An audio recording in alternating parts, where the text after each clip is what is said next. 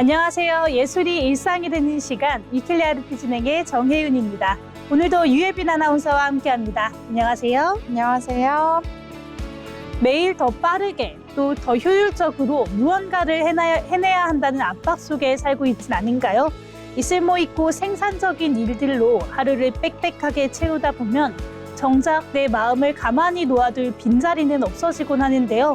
우리가 불이 꺼진 객석을 찾고 또 책의 첫 페이지를 넘기는 이유도 아마 그 순간만큼은 어떤 효율도 쓸모도 따질 필요가 없기 때문일 겁니다. 그저 무대 위에 몸짓에 감탄하고 또 노래에 감탄하고 책 속의 이야기에 감탄하는 것만으로 이미 충분할 수 있기 때문인데요. 오늘도 쉴 틈 없이 유능해지려고 애쓴 여러분들께 아무런 계산 없이 그저 마음에 닿는 대로 가만히 머무를 수 있는 이야기들을 준비했습니다. 먼저 주목할 만한 무대들을 만나보는 픽스테이지 시간입니다. 오늘 소개할 무대는 전 세계에서 가장 인기 있는 희극 오페라의 정수, 세비야의 이발사인데요. 대한민국을 대표하는 국립오페라단이 구미 시민들을 위해서 준비한 명품 무대로 오는 8월 22일 토요일 오후 5시에 구미시 문화예술회관 대공연장에서 막을 올릴 예정입니다. 네, 세비야의 이발사는 굉장히 유명한 작품이잖아요. 이렇게 유명한 대작이 무대에 오르기까지 굉장히 흥미로운 비화가 있다고 들었습니다. 어떤 내용일까요? 네, 맞아요. 사실 이 작품은 프랑스의 극작가인 보마쉐르의 희곡 피가로 3부작 중 제1부가 원작인데요. 로시니 이전에 이미 선배 작곡가인 파이지엘로의 오페라가 대단한 인기를 누리고 있어서 초연 당시에는 이 대선배의 눈치를 보느라 다른 제목들로 올렸다고 합니다. 심지어 초연 날에는 경쟁자 추종자들의 방해와 또 고양이가 무대를 난입하는 등 최악의 대참사를 겪기도 했다고 하는데요. 다행히 파이지엘로가 세상을 떠난 뒤에 원래의 제목을 찾을 수가 있었고 로시니 특유의 천재적인 음악성이 환호를 받으면서 오늘날 최고의 희극 오페라로 자리 잡게 되었습니다. 초연의 대참사를 딛고 이렇게 명작이 된 과정이 굉장히 재밌는데요. 그렇다면 이 유쾌한 소동극의 전체적인 줄거리와 또 캐릭터들의 관계는 어떻게 될까요? 네, 마드리드에서 루지나라는 여주인공에게 반한 알마비바 백작이 세비야까지 쫓아오면서 극이 시작이 되는데요.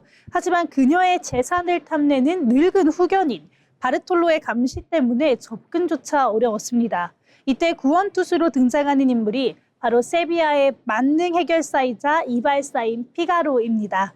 피가로는 백작을 술 취한 군인이나 가짜 음악 선생님으로 변장을 시켜서 집안으로 침투시키는 기막힌 계략을 짜내는데요. 이 엎치락뒤치락하는 소동 끝에 결국엔 연인들의 사랑을 이뤄주고 욕심쟁이였던 바르톨로는 골탕을 먹이는 그런 유쾌한 결말을 선보입니다. 이 세비야 전역을 누비는 피가로의 호탕한 등장, 라르고를 첫 번째 영상으로 함께 만나보겠습니다.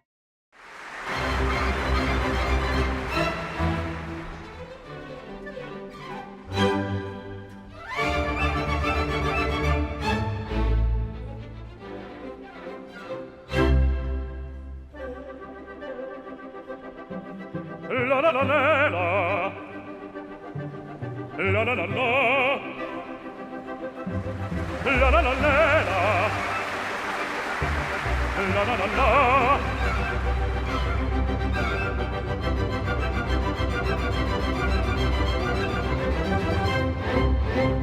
largo al fagotum della città largo la la la la la la la la ah presto bottega che il mal già presto la la la la la la la la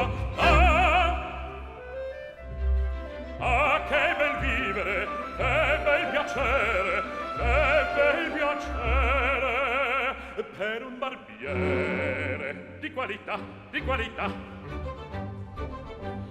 ah bravo Figaro bravo bravissimo bravo la la la la la la la la ah fortunatissimo per verità bravo la la la la la la la la ah fortunatissimo per verità fortunatissimo per verità la la la la la la la la la la la la la la la 와, 정말 눈과 귀가 시원해지는 무대였습니다. 그런데 이렇게 개성 넘치는 캐릭터들만큼이나 배역 배정 그리고 성악적 특징에도 굉장히 독특한 점이 있을 것 같아요. 네, 맞습니다. 이 보통 여주인공은 소프라노가 맡는 경우가 많은데요. 로시나는 당차고 영리한 캐릭터이기 때문에 매력적인 음색을 가진 메조소프라노들이 종종 맡는 경우도 있습니다. 이 또 구해야 하는 백작은 테너가, 피가로는 해결사인 피가로는 능청스러운 바리톤이 맡아서 극적인 균형을 이루는데요. 이 로시니는 등장인물 모두에게 화려한 성악 기교를 요구를 했습니다. 심지어는 바리톤이나 테너 같은 저음 가수들에게도 랩을 하는 것처럼 빠르게 대사를 읊조리는 파를란도 창법을 구사하게끔 만들었는데요. 그래서 듣는 것이 굉장히 즐거운 극 중에 하나입니다. 특히 로지나가 자신의 당찬 포부를 드러내는 대표적인 아리아가 있는데요. 우나보체 포코파 함께 듣고 오겠습니다. Io sarò docile, sono obbediente, io sorregge, mi fa guida.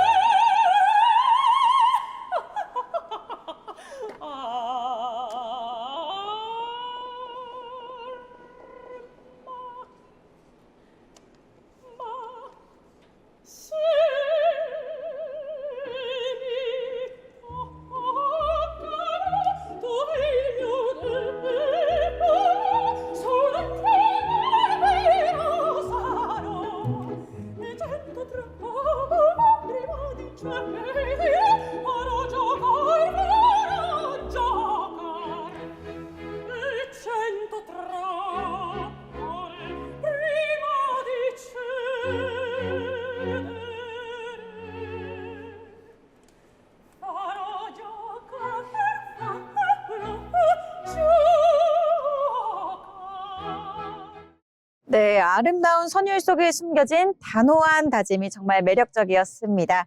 이렇게 듣다 보니까 또 오케스트라 연주와 유명한 서곡에서도 아주 재미있는 비하인드가 숨어 있다고 들었어요. 네, 맞습니다. 이 로시니의 오케스트라 연주는 이 성악가들을 따라가는 반주에 머무는 것이 아니라 굉장히 독창적인 색채로 극을 이끌어가곤 하는데요. 솔로에서 시작해서 합창까지 소리와 속도를 서서히 쌓아 올려서 에너지를 폭발시키는 로시니 크레센토 기법이 대표적입니다. 이 서곡에도 비화가 있는데 게으른 편이었던 로시니가 초연 직전까지 곡을 쓰지 않고 미루다가 예전에 다른 오페라를 위해서 써두었던 서곡을 그대로 가져다 썼다고 합니다. 그런데 이 멜로디가 작품 분위기와 완벽하게 녹아들면서 이 역사상 최고의 명곡으로 남았기 때문에 참 흥미로운 이야기라고 할 수 있습니다. 네, 이렇게 이야기를 듣고 무대를 감상하면 더 입체적인 무대를 감상할 수 있을 것 같습니다. 그렇다면 이번 구미 무대만의 매력이 있을까요? 네, 이번 공연은 국내 최고 수준의 국립오페라단이 직접 제작을 해서 오페라 본연의 완성도와 재미를 고스란히 살렸다고 하는데요. 이 오페라를 처음 접하는 관객들도 편안하게 즐길 수 있도록 핵심 장면들만 위주로 약 95분간 짜임새 있게 압축을 했다고 합니다. 뛰어난 성악적 기량과 세련된 연출, 또 배우들의 유쾌한 연기가 어우러져서 한순간도 뗄 수 없는 무대를 선사할 예정인데요. 7세 이상 관람가기 때문에 온 가족이 모여서 함께 유쾌한 추억을 만들기에도 더없이 좋은 선택이 될 것 같습니다. 네, 요즘처럼 뜨거운 무더위를 날려줄 굉장히 시원한 바캉스가 될 것 같습니다. 그렇다면 구체적인 공연 일정과 예매 방법, 또 할인 정보도 있을까요? 네, 공연은 8월 22일 토요일 오후 5시에 구미시 문화예술회관 대공연장에서 열리게 되는데요. 티켓은 R석이 3만 원, S석이 2만 원, A석이 1만 원으로 들어갈 수 있는 문턱을 대폭 낮췄습니다. 이 구미 시민과 다자녀 가정 등을 위해서 다채로운 할인 혜택도 마련이 되어 있다고 하니까요. 예매 전에 미리 확인을 해보시면 좋을 것 같습니다. 자세한 내용은 공식 누리집을 방문을 하시거나 전화로 편안하게 문의를 하셔도 된다고 하니까 한번 알아보시면 좋겠습니다. 네, 이렇게 소개를 들어보니까 정말 요즘 같은 날씨에 기분 좋게 웃으면서 가슴속의 갈증을 시원하게 채워줄 소중한 시간이 될 것 같습니다. 네, 맞습니다. 이 유쾌한 노래와 이 철저한 감시 속에서도 웃음을 잃지 않고 사랑을 쟁취하는 이런 모습들이 우리한테 큰 해방감을 선사해 줄 것 같은데요. 세상을 향해 통쾌한 웃음을 던지는 오페라의 세비야의 이발사, 함께 구미시에서 관객들을 기다리고 있으니까요. 극장에서 직접 뿜어져 나오는 현장의 에너지와 또 선율을 함께 만나보시길 바라겠습니다. 오늘의 픽스테이지 오페라 세비야의 이발사였습니다. 이렇게 오페라 무대를 함께 만나봤는데요. 저희 그럼 무용 공연도 함께 만나봐야겠죠. 예빈 아나운서, 오늘은 어떤 공연인가요? 네, 오늘은 세계 정상급 발레 스타들이 한자리에 모이는 아주 특별한 무대를 준비했습니다. 파리 오페라 발레와 이탈리아 라스칼라 발레, 그리고 미국 뉴욕시티 발레를 대표하는 무용수들이 이번 여름 예술의 전당 오페라 극장에 총 출동하는데요. 바로 국제 발레 갈라 우리 시대 에투알 2016입니다. 이번 공연은 동양인 최초로 파리 오페라 발레의 최고 무용수 등급이죠. 에투알에 오른 발레리나 박세은이 직접 출연진을 선정하고요. 전체 프로그램까지 기획했다고 합니다. 고전 발레의 대표 장면부터 세계 주요 발레단의 현대 레파토리, 그리고 박세은을 위해 창작된 세계 초연 신작까지 이렇게 다양한 작품들이 있으면서 그야말로 동시대 발레의 과거와 현재, 미래를 한자리에서 만날 수 있는 무대인데요. 오늘은 세계 발레계를 대표하는 별들이 어떤 작품들로 서울 관객을 만나게 될지 함께 자세히 이야기 나눠보겠습니다. 파리와 밀라노, 또 뉴욕을 대표하는 무용수들을 한자리에서 만나볼 수 있다고 하니까 정말 특별한 공연 같은데요. 그런데 제목에 들어간 이 에뚜알이 정확하게 무슨 뜻인가요? 네, 에뚜알이란 프랑스어로 별이라는 단어입니다. 파리 오페라 발레에서는 무용수들에게 주어지는 가장 높은 등급이고요. 발레단을 대표하는 최고 무용수를 의미합니다. 수많은 무용수 가운데 뛰어난 기술과 예술성, 그리고 무대 장악력을 모두 인정받은 극소수에게만 허락되는 자리인데요. 박세은 무용수는 지난 2021년 파리 오페라 발레의 에뚜알로 임명된 겁니다. 350년이 넘는 역사를 가진 이 발레단에서 동양인 무용수가 에뚜알에 오른 것은 박세은이 처음이라고 하는데요. 이번에는 무대 위 주역으로 참가하는 데 그치지 않고 그동안 유럽과 미국 무대에서 쌓아온 국제적인 교류망을 바탕으로 세계 정상급 무용수들을 직접 서울로 불렀다고 합니다. 그러면 박세은 발레리나가 일종의 큐레이터 역할도 맡은 것 같은데요. 직접 선별을 했다고 하니까 저도 더 기대가 되는데 특히 각 발레단만의 다른 매력을 함께 느낄 수 있을 것 같습니다. 네, 맞습니다. 우리 시대 에투알 2016은 지난 2024 그리고 2025년 관객의 큰 호응을 얻었던 파리 오페라 발레 에투알 갈라를 한 단계 더 확장한 공연인데요. 기존에는 파리 오페라 발레 무용수들을 중심으로 무대를 구성했다면 올해는 이탈리아 라스칼라 발레와 미국 뉴욕시티 발레의 주역들까지 새롭게 합류했습니다. 단순히 세계적인 스타를 많이 모아둔 게 아니라 각 발레단의 서로 다른 역사와 움직임, 그리고 표현 방식을 한자리에서 비교할 수 있도록 프로그램을 설계했는데요. 파리 오페라 발레는 정교한 형식과 우아하고 세련된 선을 증시하는 프랑스 발레의 전통을 보여주고요. 라스칼라 발레는 이탈리아 특유의 화려한 테크닉과 극적인 표현력이 강점입니다. 또 뉴욕시티 발레는 빠른 움직임과 함께 음악성을 강조하는 미국 신고전주의 발레의 색깔을 대표했다고 하는데요.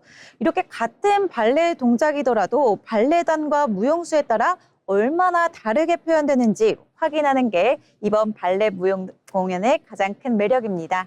그럼 발레를 잘 모르는 관객들도 서로 다른 색깔을 비교를 해보면서 훨씬 흥미롭게 볼 수 있을 것 같습니다.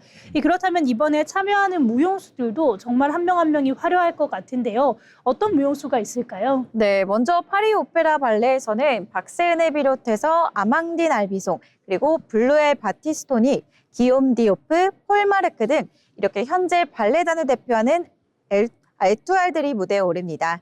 여기 차세대 주역으로 주목받고 있는 로렌조 렐리도 함께하고요. 이탈리아 라스칼라 발레에서는 에투알 니콜레타 마니와 수성 무용수 티모페이 안드리아센코가 서울을 찾는다고 합니다.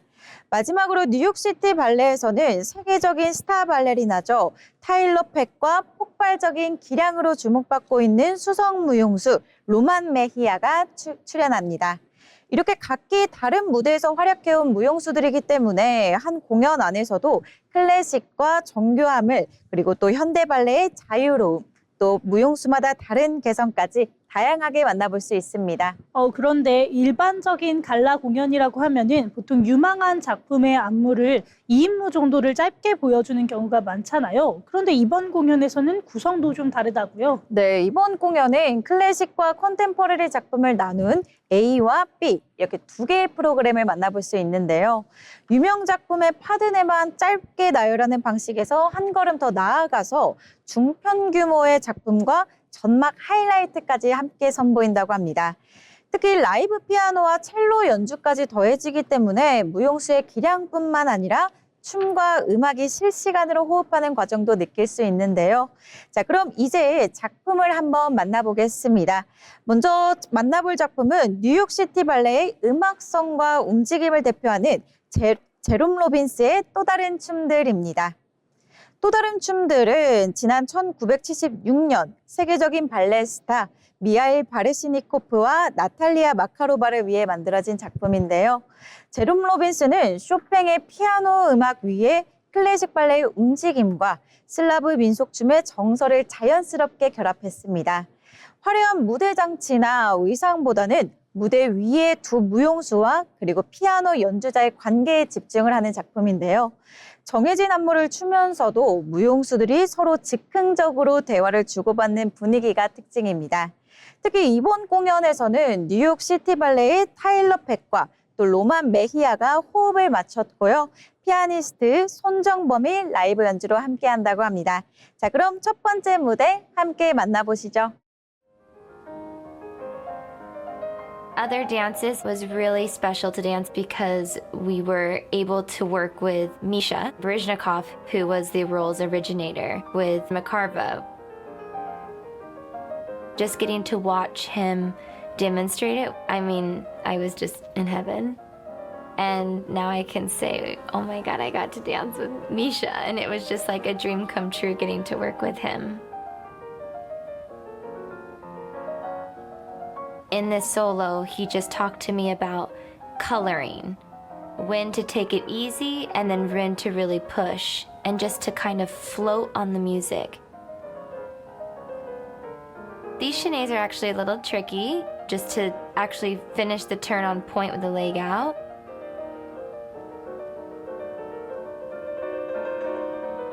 And right here, he definitely said it wasn't about how deep the lunge was, but it was more about the freedom of the upper body.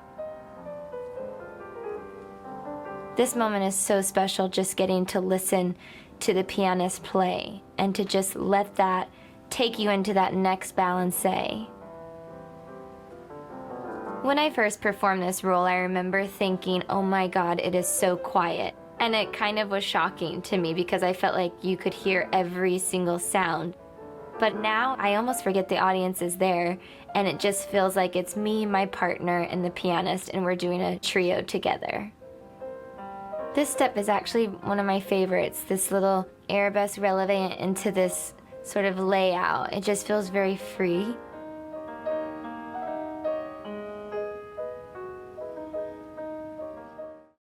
화려한 장치가 없어도 이 무용수 두 사람의 호흡과 또 음악만으로 무대가 꽉 채워지는 느낌이 들었는데요. 특히나 음악의 빠르기가 달라질 때마다 움직임도 바로 반응하는 모습들이 저는 굉장히 인상적이었습니다. 이렇게 뉴욕시티 발레의 자유롭고 음악적인 움직임을 만났다면 이제 파리 오페라단 발레의 이 우아한 전통을 보여줄 무대도 궁금해지는데요. 어떤 작품이 있을까요? 네, 이번 공연의 클래식 작품은 파리 오페라 발레의 예술의 정체성을 확인할 수 있는 안무가 루돌프 누레예프의 작품들로 구성되어 있습니다. 누레예프는 전통적인 고전 발레 서사를 유지하면서도 남성 무용수의 역할과 군무의 비중을 확대했고요. 등장인물의 감정과 심리를 더욱 세밀하게 표현했는데요. 특히 이번 무대에서는 누레예프 버전의 돈키호테와 백조의 호수, 또 로미오와 줄리엣을 만나볼 수 있습니다. 특히 박세은과 기욤 디오프가 함께 선보이는 로미오와 줄리엣 발코니 파드대는 이번 갈라에서 가장 기대를 모으고 있는 작품입니다. 발코니 파드대라고 하면은 이 로미오와 줄리엣이 서로의 마음을 확인하는 장면이 맞을까요? 네, 정확하게 맞추셨는데요. 두 사람이 처음으로 사랑을 확인하면서 앞으로 다가올 비극을 알지 못한 채 서로의 행복을 보내는 가장 뜻깊은 장면입니다. 그래서 화려한 테크닉을 보여주기보다는 서로에게 조심스럽게 다가가는 시선과 손끝, 또 감정의 변화가 중요한데요. 박세은이 에투알로 임명된 작품 역시 바로 누르예프 버전의 로미오와 줄리엣이었습니다. 당시 줄리엣 역으로 무대에 오른 뒤에 공연이 끝난 직후 파리 오페라 발레의 최고 등급인 에투알로 임명이 됐는데요. 그만큼 박세은에게도 매우 특별한 의미가 있다고 합니다.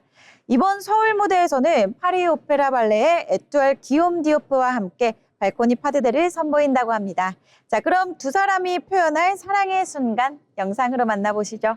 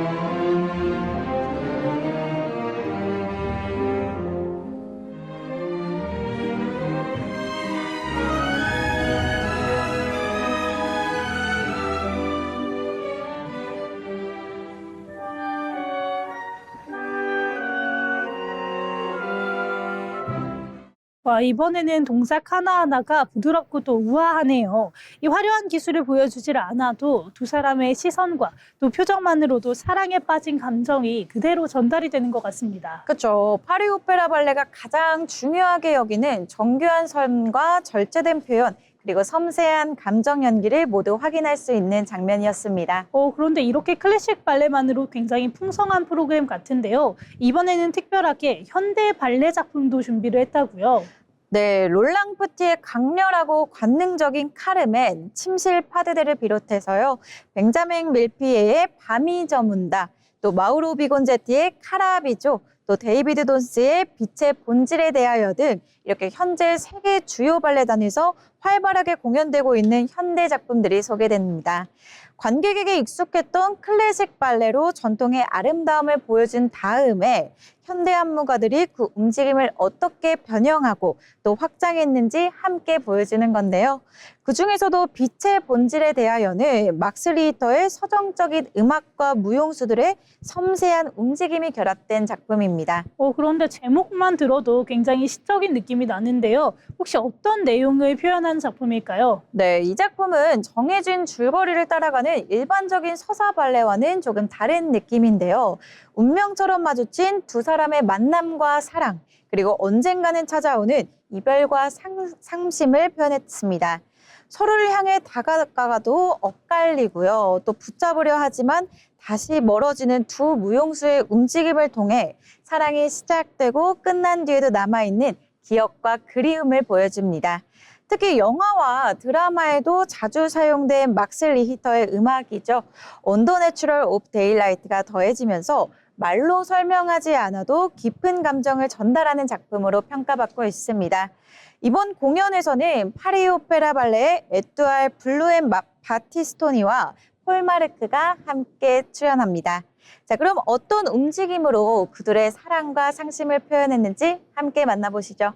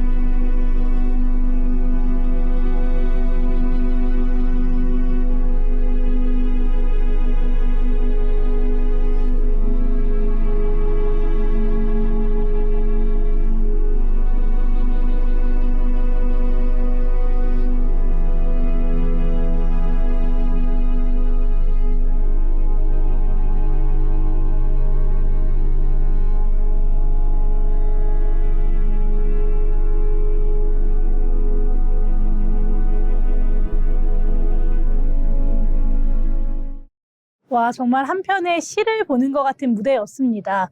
이 두 사람이 함께 춤을 추고 있지만 어느 순간에는 서로에게 닿을 수 없는 것처럼 보여서 더 애틋하게 보였어요. 맞습니다. 이렇게 방금 보신 빛의 본질에 대하여는 화려한 무대 장치나 구체적인 이야기를 보여주기보다는 두 무용수의 신체와 음악만으로 사랑의 탄생과 상실을 표현했는데요.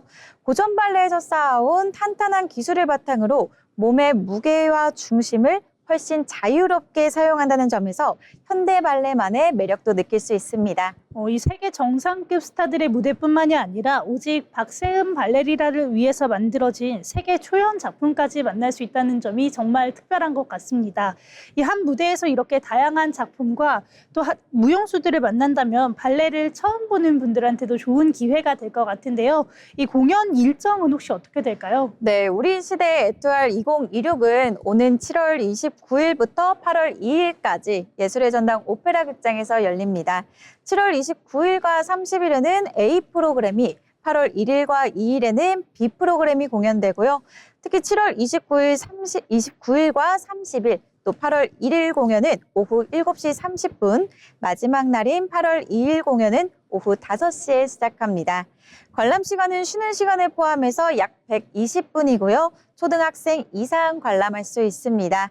파리와 밀라노 그리고 뉴욕을 대표하는 발레 스타들이 서울에서 만들어낸 단 한 번의 무대, 올여름 동시대 발레의 가장 빛나는 순간을 직접 보셔도 좋을 것 같습니다. 네, 이렇게 다양한 나라들의 다양한 별들이 만나서 또 다양한 작품을 보여줄 수 있는 국제 발레 갈라 우리 시대 에뚜알 2026 함께 만나봤습니다.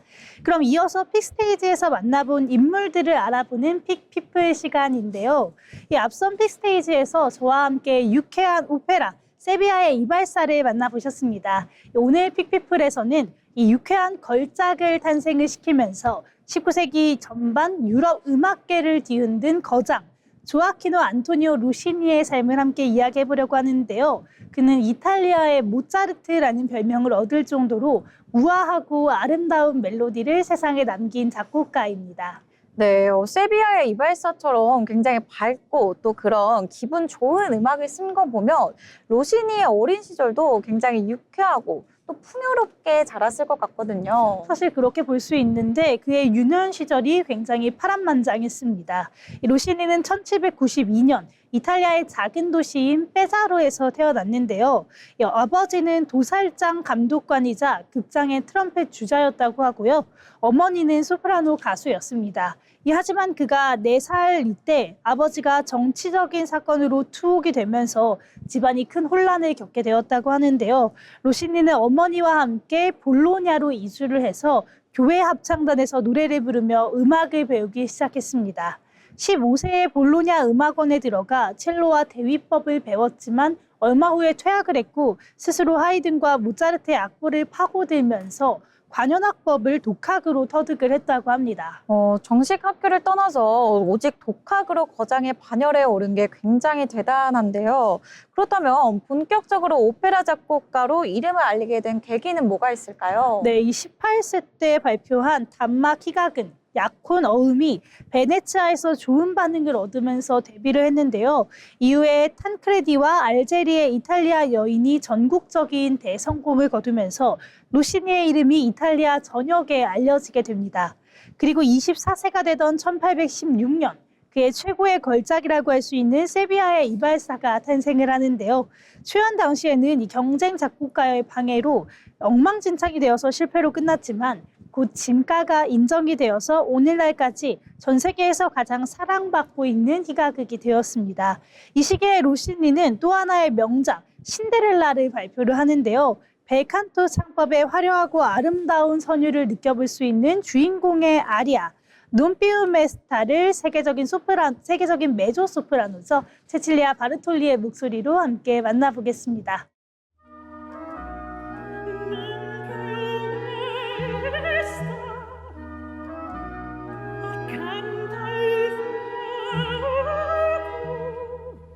Non più me staccanta al fuoco, starà sola a gorgheggiar, no, no, no, a fullam con sogno un gioco, il mio lungo palpitar.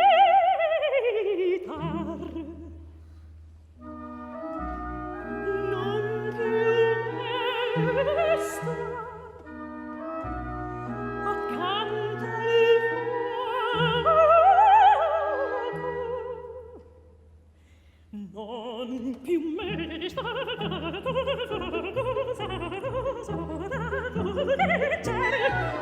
a fulare sogno un gioco a fulare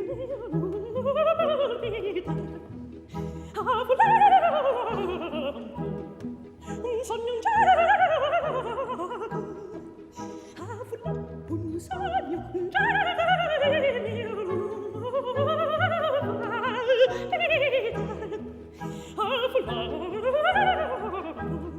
un sogno un gioco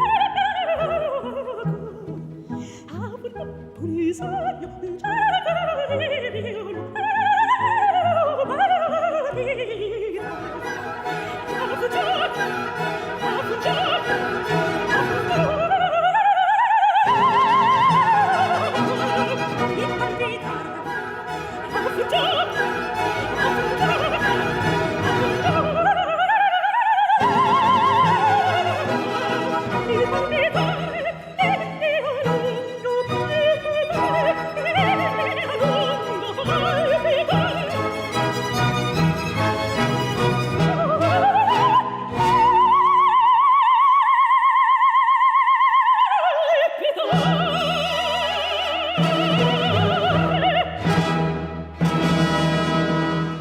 네, 동화 속 신데렐라의 행복한 결말이 고스란히 느껴지는 무대였습니다. 이렇게 이탈리아를 점령한 로시니의 음악이 유럽 다른 지역에도 금방 소문이 났을 것 같아요. 네, 맞습니다. 이 로시니의 인기는 국경을 넘어서 오스트리아 빈까지 휩쓸었다고 하는데요. 1823년 로시니가 빈을 방문했을 때 사교계는 온통 로시니의 음악에 열광을 했다고 합니다. 당시 빈에는 청력을 잃어가면서 제9교향곡을 준비하던 46세의 거장 베토벤이 있었는데요. 안타깝게도 당시 빈의 사람들은 열정은 베토벤보다 로시니에게 훨씬 더 크게 쏠려 있었다고 합니다. 베토벤의 연주회조차 로시니의 오페라 열풍에 압도될 정도였다고 하는데요. 로시니는 베토벤을 직접 찾아가 깊은 경의를 표하기도 했다고 합니다. 당시에 빈 청중들을 사로잡았던 로시니 음악 특유의 경쾌하고 또 극적인 효과를 잘 보여주는 오페라 도둑같이의 서곡을 함께 감상해 보시겠습니다. 이 스네어 드럼의 긴장감 넘치는 도입부가 굉장히 인상적인 곡입니다.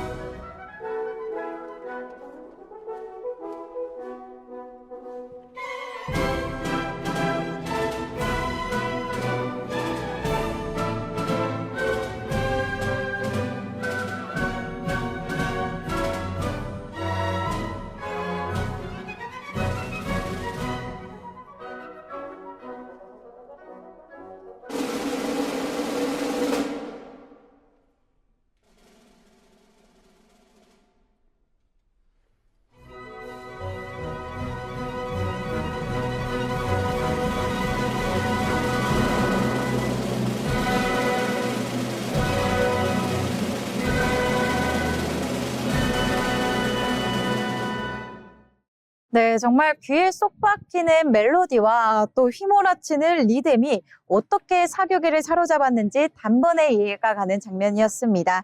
그럼 이렇게 빈을 뒤흔든 이후에 로시니의 행보는 어떻게 이어졌을까요? 네, 로시니는 이 빈에서 런던을 거쳐 프랑스 파리에 정착을 했는데요.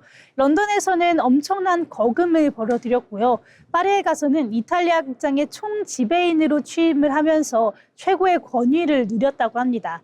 그리고 1829년 파리 오페라 극장을 위해 그의 마지막 오페라이자 프랑스 그랜드 오페라의 대서사시라고 할 수 있는 윌리엄 텔을 발표를 하는데요. 이 정말 왕궁과 시민 모두가 열광을 한 이 성공은 이전의 인기를 뛰어넘는 대단한 사건이 되었다고 합니다. 우리에게 가장 친숙하고 활기찬 윌리엄 텔의 서곡, 피날레 부분을 영상으로 함께 만나보시죠.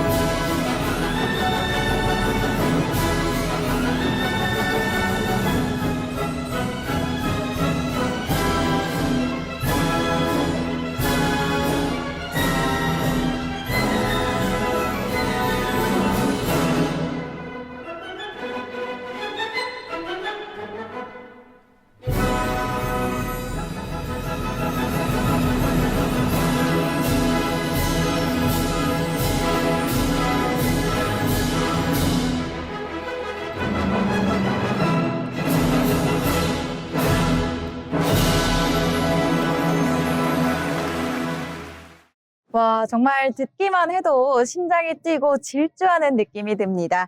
그런데 윌리엄 텔이 마지막 오페라인 건가요? 그렇다면 37이라는 젊은 나이에 왜 갑자기 오페라 작곡을 그만두게 된 걸까요? 네, 이 수많은 청중에게 웃음과 위로를 주었던 로시니였지만 내면의 심신이 완전히 지쳐 있었다고 하는데요. 20년 동안 쉬지 않고 39편의 오페라를 쏟아내면서 극심한 정신 쇠약과 피로에 시달렸다고 합니다. 결국 그는 37의 나이에 은퇴를 선언을 하고 더 이상 오페라를 쓰지 않게 되는데요. 은퇴 후에는 스타바트 마테르 같은 종교 음악과 가끔씩 취미로 소품들을 남겼을 뿐이라고 합니다. 말년에는 건강이 급격하게 쇠약해져서 다시 파리로 거처를 옮겼고요. 투병 생활 끝에 1868년 11월 13일에 쓸쓸하게 타계했습니다. 이 평생 사람들을 즐겁게 만드는 음악을 만들었던 거장치고는 너무나 고단하고 지쳐버린 은퇴 후의 삶이었습니다. 네, 평생 동안 쏟아부을 에너지를 30대 전에 모두 불태웠다는 생각을 드니까 마음이 조금 먹먹해지는 것 같습니다. 네, 맞습니다. 이 젊은 날의 로시니는 영혼을 깎아낸 정말 아름다운 선율로 시대를 위로를 했는데요. 비록 이른 나이에 무대를 떠나기는 했지만 그가 남긴 세비야의 이발사와 윌리엄 텔 같은 이 유명한 오페라들은 여전히 전 세계인들의 가슴 속에 살아 숨쉬면서 큰 감동을 안겨주고 있습니다. 오늘의 픽피플 조아키노 안토니오 로시니였습니다. 그럼 다른 분도 함께 만나봐야겠죠. 예빈 아나운서, 오늘은 어떤 분인가요? 네, 앞서 소개해드렸던 우리 시대 에투알 2026에서 세계적인 무용수들을 서울로 불러 모은 한 명의 발레리나가 있었죠. 무려 350년이 넘는 역사를 지닌 파리 오페라 발레에서 동양인 최초로 최고 무용수인 에뚜알에 오른 주인공. 오늘 픽피플에서는 파리의 별이라고 불리는 발레리나 박세은을 만나보겠습니다. 네, 정말 궁금했는데 이 박세은 발레리나는 이제 우리나라를 대표하는 세계적인 발레리나로 잘 알려져 있잖아요. 그런데 처음부터 해외 발레단에서 활동을 했던 건 아니었죠? 네, 맞습니다. 박세은은 먼저 한국예술종합학교에서 발레를 공부하면서 일찍부터 국제 무대에서 두각을 드러냈는데요. 특히 2007년 세계적인 신의 등용문이죠. 로잔 발레 콩쿠르에서 입상하며 해외 무대 가능성을 인정받았고요. 이후에는 미국 아메리칸 발레 시어터의 세컨드 컴퍼니 ABT2에서 활동할 기회를 얻었습니다. 이후에는 국립발레단으로 입단해 백조의 호수와 호두깎이 인형 등 이렇게 다양한 작품에서 주역으로 활약하며 국내에서부터 실력을 인정받았는데요. 다만 박세은의 꿈은 세계 발레의 중심인 파리 오페라에 서는 것이었습니다. 근데 이미 국내에서도 주역으로 활동을 하고 있었는데 다시 해외 발레단에 또 도전을 했다는 점도 정말 대단한 것 같습니다. 그렇죠. 박세은 무용수는 2011년 파리 오페라 발레에 준단원으로 입단했습니다. 파리 오페라 발레는 자체 발레 학교 출신 무용수들이 대부분을 차지하는데요. 외국인 무용수가 자리 잡기가 매우 어렵다고 합니다. 그래서 언어는 물론이고요. 훈련 방식과 표현법까지 이렇게 모든 것을 새롭게 익혔다고 하는데요. 게다가 파리 오페라 발레는 매년 승급 시험을 통해 등급이 결정된다고 합니다. 여기서 박세은은 코리페, 쉬제, 프리미에르 당세제를 차례로 거쳐서 2021년 입단 10년 만에 최고 등급인 에뚜알에 오르게 되며 동양인 최초라는 타이틀을 얻게 된 겁니다. 와, 정말 대단하네요. 그런데 이 에뚜알로 임명된 순간도 되게 극적이었다고요? 네, 아까 픽스테이지에서 제가 잠깐 소개해드렸었는데요. 2021년 6월 파리 바스티유 오페라 극장에서 박세은은 루돌프 누레예프 안무의 로미오와 줄리엣에서 처음으로 줄리엣 역을 맡았습니다. 이렇게 공연이 끝난 뒤에 관객들의 기립박수가 이어지는 가운데 극장장이 직접 무대에 올라 박세은의 에투알 승급을 발표했는데요. 무용수들도 전혀 예상하지 못했던 깜짝 발표였고 박세은 역시 눈물을 흘리며 감격했던 그 장면은 지금도 많은 사람들에게 회자되고 있습니다. 와, 정말 마음이 뭉클해지는 영화 같은 순간이었네요. 그렇다면 이 박세은 발레리나를 대표하는 무대도 저는 한번 만나보고 싶어지는데 어떤 게 있을까요? 네, 그녀를 대표하는 작품 가운데 바로 하나가 라바야데르가 있습니다. 라바야데르는 인도의 사원 무히 니키아와 그리고 전사 솔로르의 비극적인 사랑을 그린 고전 발레인데요. 특히 니키아는 섬세한 감정 연기와 안정적인 클래식 테크닉을 모두 갖춰야 하기 때문에 많은 무용수들이 가장 도전하고 싶은 배역이라고 꼽고 있습니다. 박세은 역시 이 작품을 통해서 우아한 춤선과 깊이 있는 감정 표현을 선보여서 세계적인 호평을 받았었는데요. 기교를 과시하기보다는 인물의 감정을 섬세하게 풀어내는 박세은만의 감정이 가장 잘 드러나는 무대이기도 합니다. 자, 그럼 세계적인 정상급 발레리나 박세은이 표현하는 니키아의 아름다운 무대 함께 보고 오시죠.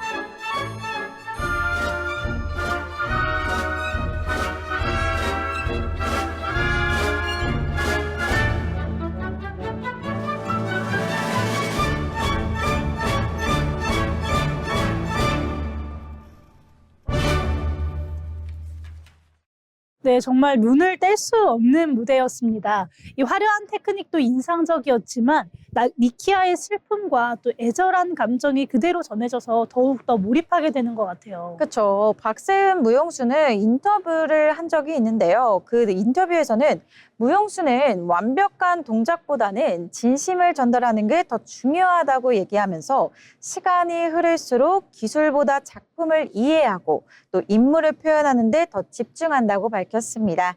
이렇게 최고의 자리에 오른 지금도 끊임없이 새로운 작품에 도전하고 있고요. 또 직접 공연을 기획하기도 하면서 예술가로서의 영역을 넓혀가고 있습니다. 이렇게 한국에서 시작한 한 소녀의 꿈은 이제 세계 발레의 중심에서 빛나는 별이 되었는데요.